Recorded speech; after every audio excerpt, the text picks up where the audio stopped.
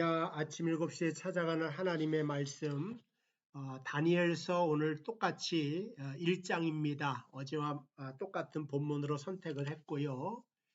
어제 바벨론으로 팔려간 다니엘에 대한 설명을 좀 드렸고요. 또 이 다니엘과 흡사한 사람이 바로 요셉과 같은 사람이었다. 요셉은 애굽에 팔려가서 미래를 준비하고 또 거기서 성장하고 성숙하여서 온 나라를 구원하는 그러한 구원자로 하나님이 사용하신 겁니다.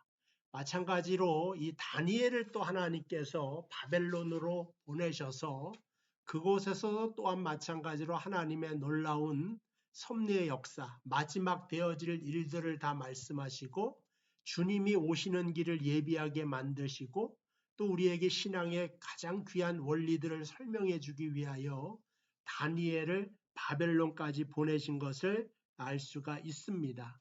그래서 요셉이라는 사람이 재수가 없어서 팔자가 나빠서 또 죄가 많아서 애굽으로 팔려가 노예 생활하고 억울한 누명에 빠진 것이 아니라 거기에는 하나님의 깊으신 뜻이 있었다. 그러니까 우리도 신앙생활 해가고 인생을 살다 보면 억울한 일을 만나게 되고 또 실패를 경험할 수도 있고 굉장히 괴로운 일들도 생길 수가 있습니다. 그런데 그것을 보고 사사건건 불만과 원망을 갖는다면 이거는 하나님에 대한 섭리를 잘 모르는 행동이다 말할 수가 있습니다. 그래서 하나님께서 민수기서에는 이스라엘 백성이 하도 원망하고 불평만 하니까 원래 하나님의 원천적인 뜻은 무엇입니까? 그들을 종되었던 애굽의 땅에서 불러내어 가나안 땅에 들여 거기서 하나님을 예배하는 신민으로 선민으로 세우기 위한 것이 아닙니까? 그래서 이 모든 세상의 복의 근원이 되어라. 너로 인하여 이 땅에 있는 모든 민족이 복을 받게 할 것이다 하는 것이 바로 하나님의 뜻이지만 그것을 알지 못하기 때문에 늘 불만 갖고 원망 갖고 민수기서에 하나님께서 내 귀에 들린 대로 내가 너희에게 행하여 주겠다. 그러니까 너희가 죽겠다 그러지 한 사람도 가나안 땅에 못 들어간다. 이 말씀을 하시는 겁니다. 그러니까 우리도 이스라엘을 보면서 똑같은 실수를 하지 말아야 된다. 이스라엘 백성들이 하나님 말씀대로 살지 못하는 것을 어쩔 때는 답답하게 생각이 되지만 솔직히 우리도 오늘날 이 세상을 살아가면서 나에게 닥쳐진 모든 불행은 이것이 나를 망하게 만들려고 하는 어떤 신의 장난질처럼 느껴지면서 원망할 때가 있지만 그러나 다니엘서가 우리에게 들려주는 메시지는 아니다. 하나님은 신실하신 하나님이시다. 너에 대하여 성실하신 하나님이시라 눈동자와 같이 지켜보고 있다고 하는 것이 바로 결론이 됩니다. 요즘에는 스마트폰이라고 하면 애플이 모든 세계를 거의 지배하다시피 하고 있죠.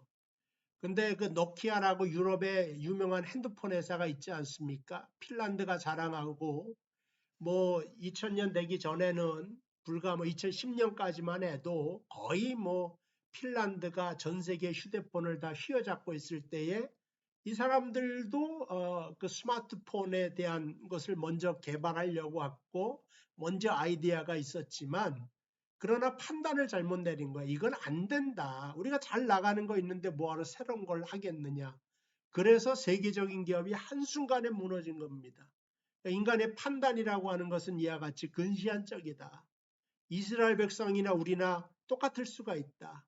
삼성이 휴대폰 잘 만들죠. 아직까지는. 그러나 안드로이드라고 하는 유명한 그 구글의 휴대폰에 들어가는 소프트웨어가 있는데 안드로이드를 처음 시작한 사람이 첫 번째로 삼성에 찾아와서 이것을 사라 그랬죠. 우리는 안 산다 그랬습니다.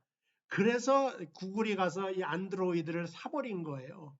그러니까 삼성이라고 하면은 대한민국에서 가장 똑똑한 사람들, 기업하는데 돈 버는 데는 귀신과 같은 사람들 이렇게 평가를 하고 있지만 그렇게 프로페셔널한 사람도 그가 판단을 하는데 오류가 있고 잘못이 있고 쓸데없는 것이라고 판단하는 것이 인간의 이성의 오류요 한계다. 어리석음과 미련함이 그 속에 있다는 것입니다.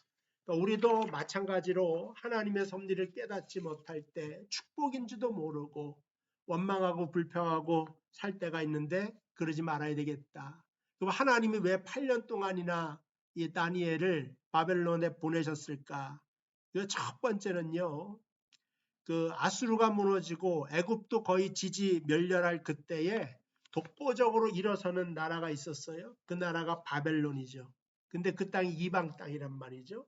그 하나님의 주권적인 힘이 이방 나라에까지 미치고 있는데 세계의 패권 국가란 말이죠.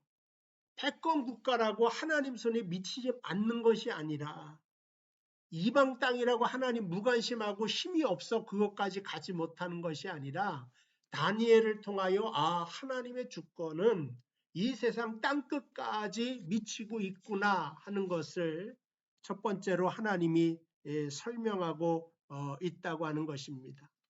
그는 뭐 우리가 생각할 땐 다니엘 개인이 입장에서 끌려가고 바벨론으로 가게 되었구나, 나라가 망해야 되겠구나 이렇게 생각을 하지만 나라가 망한 이 귀족 가문의 그 다니엘, 그가 그 바벨론에서 새로운 하나님의 역사를 선포하고 있는 것을 보게 됩니다. 여러분 마음속에 한번 따라해 봅시다. 상처는 별이 된다. 다시 한번요. 주 안에서 상처는 별이 된다. 세상에서 인간적인 방법으로 상처를 받으면 곪고 썩습니다. 그러나 예수 안에서 상처를 받으면 그 상처가 별처럼 빛나게 된다. 다니엘이 그렇지 않습니까?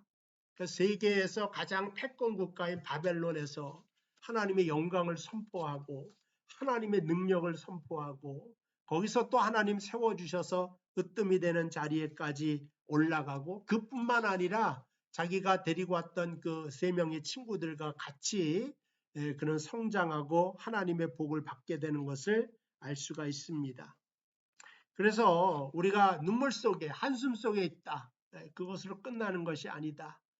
여러분들의 상처가 별이 되는 그러한 복을 받게 되기를 주님의 이름으로 축복을 드립니다. 두 번째 다니엘이 왜 끌려갔는가? 그거는 다니엘이 첫 번째로 끌려갔는데 두 번째 끌려가는 사람, 세 번째 끌려올 사람들을 위한 하나님의 배려요, 이해요, 섭리요, 준비다 이렇게 말할 수 있습니다. 요셉을 보시면 먼저 요셉을 하나님이 애굽으로 보내셨다는 거 아니겠습니까? 성경 해석이.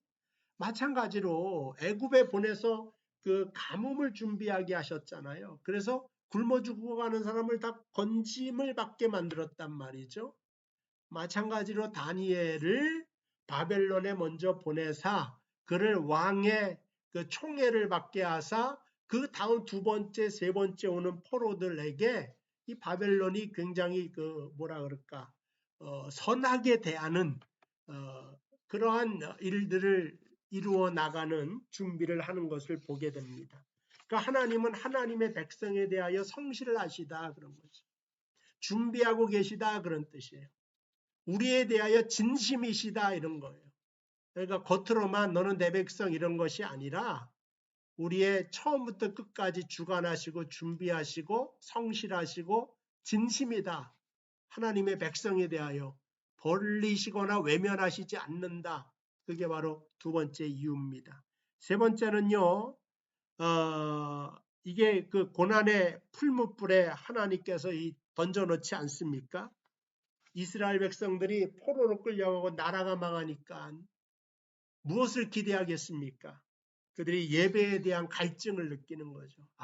예배 드릴 때 그 감격, 감동, 말씀에 대한 기대, 회복이 일어납니다. 그리고 그 말씀 속에 하나님의 약속이 들어오죠. 그건 뭐예요? 메시아를 보내줄 것이다. 메시아 대망에 대한 소망을 갖게 되는 겁니다. 이게 이제 다른 거예요. 세상에 하나님 없는 백성들은 고난의 풀물 속에 다 타버리지만 말씀을 소유한 백성은 그 말씀을 통하여 희망과 소망을 길러 나가기 때문에 그들이 다시 살아날 수가 있다는 거죠. 그러니까 바벨론의 포로기를 통하여서 메시아 대망에 대한 소망을 갖게 되고 그것이 또 말세되어질 하나님의 영광스러운 구원에까지 이르게 되는 것을 알 수가 있습니다.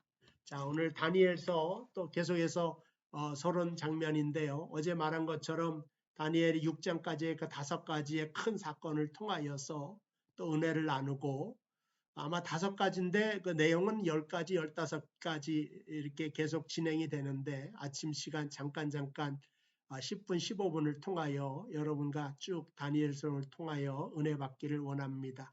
내일 이 시간 또 뵙도록 하겠습니다. 기도하겠습니다. 하나님 감사합니다. 다니엘이 포로로 끌려가는 것조차 그가 망하고 힘들고 어렵게 하려고 하는 것이 아니라 그 고난의 풀무불을 통하여서 아버지 하나님 그가 먼저 뒤에 올 이스라엘 백성들을 위하여 준비하는 것이고 또 그것을 성장하고 성숙하게 하여 주시고 하나님의 섭리를 만들어가게 하여 주시고 그로 말미암아 메시아에 대한 대망의 소망을 가지고 살 수 있도록 은혜 허락하여 주신 것을 믿습니다. 우리에게 닥쳐지는 모든 어려움도 하나님의 성실하심 속에 있다는 사실을 기억하고 슬픔조차도 별이 되고 상처조차도 별이 될 수 있는 우리 사랑하는 모든 성도들 될 수 있도록 축복하여 주시옵소서. 예수님의 이름으로 기도하옵나이다. 아멘. 감사합니다. 내일 이 시간에 또 뵙도록 하겠습니다. 오늘도 주님 안에서 복된 시간 되길 바랍니다.